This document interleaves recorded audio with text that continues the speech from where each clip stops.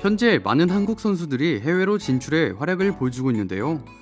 그 중에서도 해외에 한국을 알릴 정도로 엄청난 활약을 보여주고 있는 선수들이 있습니다. 대표적인 예로 1900년대에는 차범근 선수, 2000년대에는 박지성 선수, 현재는 손흥민 선수가 있죠. 그래서 오늘은 해외에서 뛰고 있는 코리안 리거 탑5에 대해 한번 알아보도록 하겠습니다. 이 영상에서 소개하는 선수들은 저의 개인적인 기준으로 선정하였다는 점을 알아주시면 감사하겠습니다. 그럼 지금 바로 시작하겠습니다.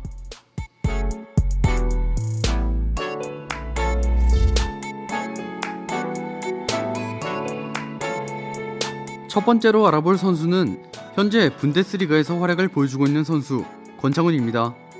권창훈 선수는 수원에서 데뷔해 2015년과 2016년 2년 연속으로 K리그 베스트 11에 선정되는 등의 활약을 펼치고 이후 디종으로 이적하며 리그왕에 데뷔하게 되는데요.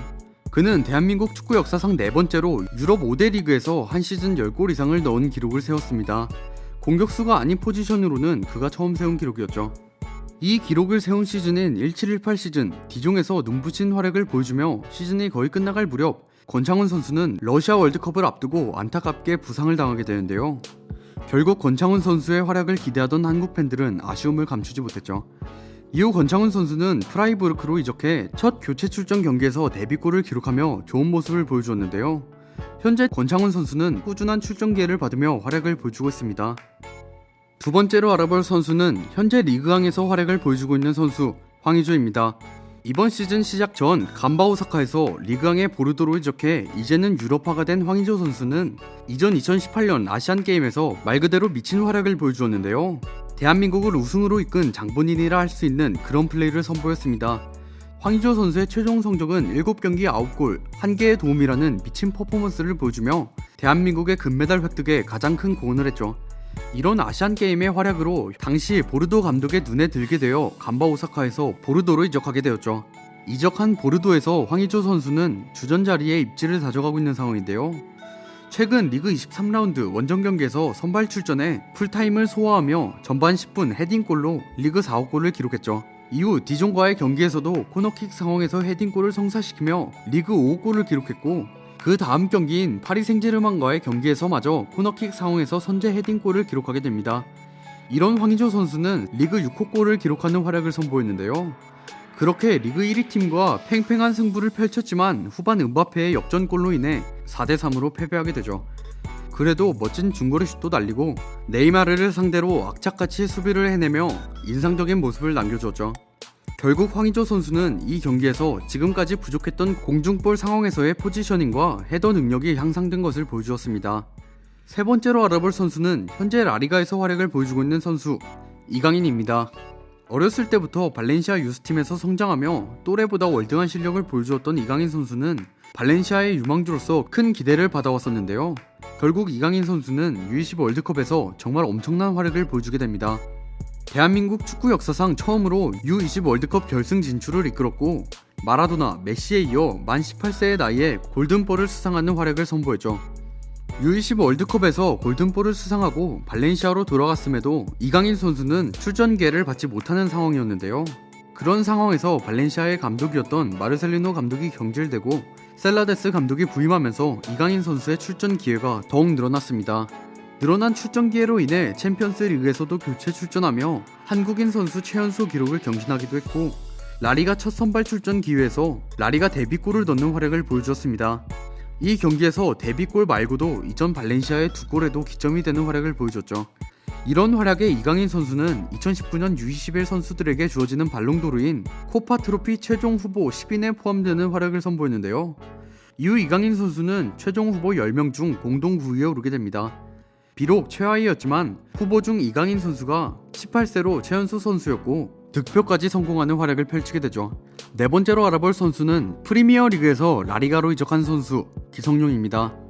기성용 선수는 서울에서 프로 데뷔해 2008 시즌이 끝난 후 시즌 베스트 11 투표에서 가장 많은 표를 얻으며 베스트 11에 선정되는데요.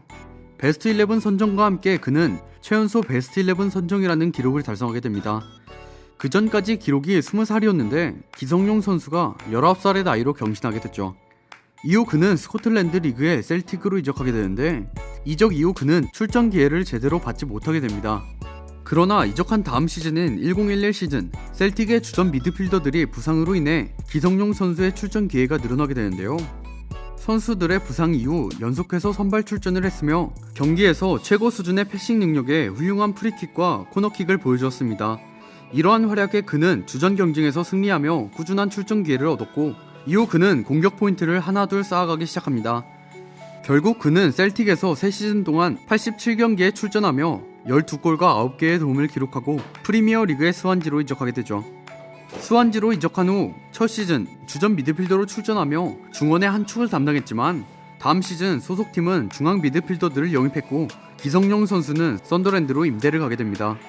기성용 선수는 이적 이후 썬더랜드 감독의 확고한 신임을 받으며 주전으로 활약해 팀을 프리미어리그 잔류를 할 수 있게 했고 리그컵 결승까지 올라가는 활약을 보여주었습니다. 결국 임대 생활을 마무리하고 스완지로 복귀한 기성용 선수는 복귀 시즌인 14-15 시즌 리그 개막전 맨유를 상대로 골을 기록하며 아시아인 최초 EPL 개막전 시즌 1호 골을 기록했습니다. 이후 28라운드 토트넘전에서는 리그 6호 골을 달성하며 박지성 선수의 기록을 경신하고 한국인 EPL 한 시즌 최다 골까지 기록했죠. 이후 17-18 시즌까지 스완지 소속으로 162경기에 출전하며 팀의 중원을 책임지고 이후 뉴캐슬로 이적하게 됩니다. 뉴캐슬에서의 첫 시즌, 베니테즈 감독의 지휘 아래 나름의 출전 기회를 받으며 중원에서 활약을 보여주던 기성용 선수였지만, 이후 베니테즈 감독이 감독직을 내려놓고 스티브 브루스 감독이 지휘봉을 잡자 출전 기회를 잡지 못하고 기성용 선수는 FA 신분이 되었죠. 그는 뉴캐슬과의 계약 해지 후 K리그 복귀를 추진했었는데요. 국내 무대 리턴 시 친정팀인 서울과 우선 협상 조항이 있었고 기성용 선수도 서울 복귀를 희망했지만 서울 측이 지나치게 낮은 연봉을 제시하는 등 홀대하는 분위기로 일관하자 기성용 선수의 K리그 복귀는 무산되었습니다. 결국 스페인의 마요르카로 이적해 27라운드에 교체 출전하며 역대 한국인 라리가 7번째 출장 선수가 되었죠. 마지막으로 알아볼 선수는 프리미어 리그에서 활약하고 있는 선수 손흥민입니다. 분데스리가에서 선수 생활을 시작해 함부르크, 레버쿠젠을 거쳐 프리미어 리그의 토트넘으로 이적하며 자신의 기량을 만개하기 시작했는데요. 포체티노 감독 밑에서 꾸준한 기회를 받으며 이만큼 성장할 수 있었죠. 결국 꾸준히 활약을 보여주던 손흥민 선수는 저번 시즌 엄청난 활약을 보여줬는데요.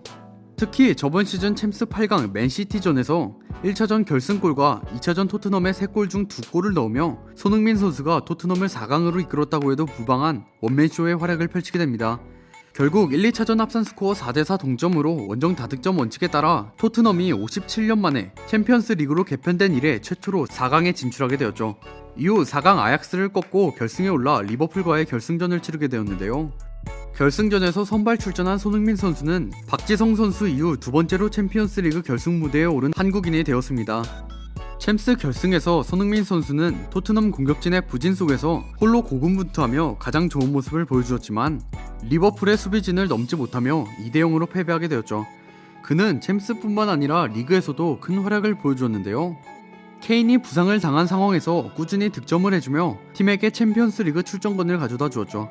이번 시즌에도 꾸준한 활약을 보여주며 계속해서 골과 어시스트로 공격 포인트를 쌓아가게 되는데, 저번 시즌 막바지 퇴장으로 인해 받은 징계로 리그 2라운드까지 출전을 못하다 3라운드부터 출전했지만 리그 5라운드 크펠전에서 멀티골을 기록하며 시즌 첫 득점과 함께 이 경기 MOM에 선정되는 활약을 보여주었습니다.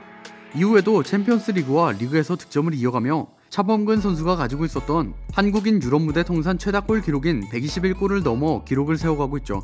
이 기록은 챔스 조별리그 즈베지다전에서 기록했는데 이 경기에서도 멀티골을 기록하며 팀을 승리로 이끌었습니다.